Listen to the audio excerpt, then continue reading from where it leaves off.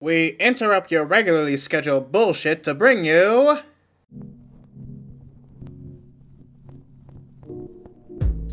Today on Readus Reviews, I review Volume 1 of Mighty Morphin Power Rangers. Written by Kyle Higgins, illustrated by Hendry Prasetya, and published by Boom Studios. So with that being said, here's a summary of what happens in this book. Now, the comic takes place in a modernized version of the story portrayed in the original TV show. Rita Repulsa's hold of Tommy Oliver has been relinquished, and he's officially the 6th member of the team.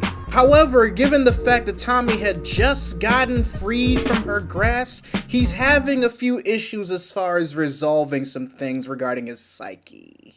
And it doesn't really help the fact that a lot of members of the city of Angel Grove don't really trust the Green Ranger now that he's officially on the good side. Not to mention there's a bit of animosity between certain members of the original team with him. Meanwhile, Rita is using whatever grasp of the green energy she has left for a master plan. And it's up to the original 5 Rangers and Tommy to work aside their differences and actually form as one. So with that being said, here's what I think of the story, and so far the story is pretty decent. I'll have to say that the tone is good enough to satisfy adults who grew up with the show, along for modern day kids who are trying to learn about the original Power Rangers. There were a lot of times over the course of me reading this book where I thought that this will probably be what the show would be if Saban had a bigger budget, decided to go hour-long prime time, and used all original footage and none of the Super Sentai footage. Which honestly says a lot, because these issues, which just so happens to be issues 0 through 4, do a lot as far as exploring elements that the show never really got into, and in all honesty did a better job at introducing character dynamics and development. We got to see a lot more of Billy and Trini's relationship fleshed out. We get to see that Kimberly can still hold her own as an actual character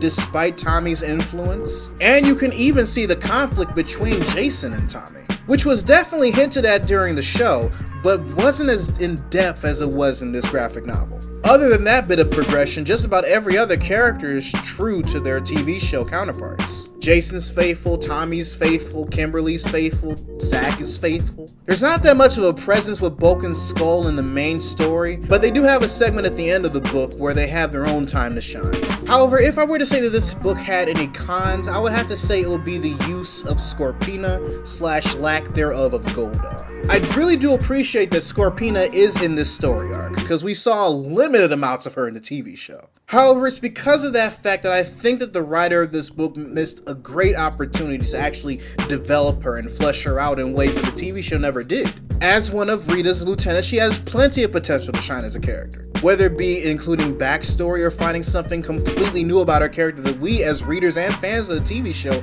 never knew before. Hopefully I see more of that in the second half of this arc, since this graphic novel is the first half of Tommy's story. So yeah, all in all, I was pleasantly surprised about this book. I was always interested in reading this story, but was waiting specifically for the graphic novel to be released.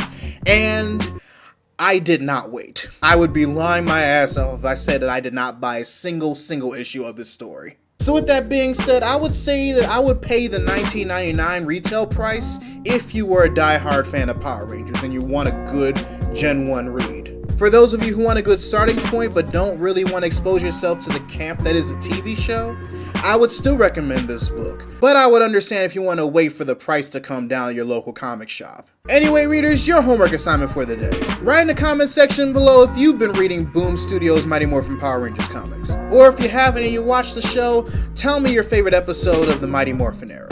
And you know, if you like the way I review comic books, then you just press the subscribe button. And you don't need to turn on the notifications so you won't miss a single video while you're at it. I mean, why not do both of the things while you're there? Make less work for yourself. I don't know why I'm suddenly from Boston, but let's just go with it. Anyway, this is Readus 101. Class dismissed.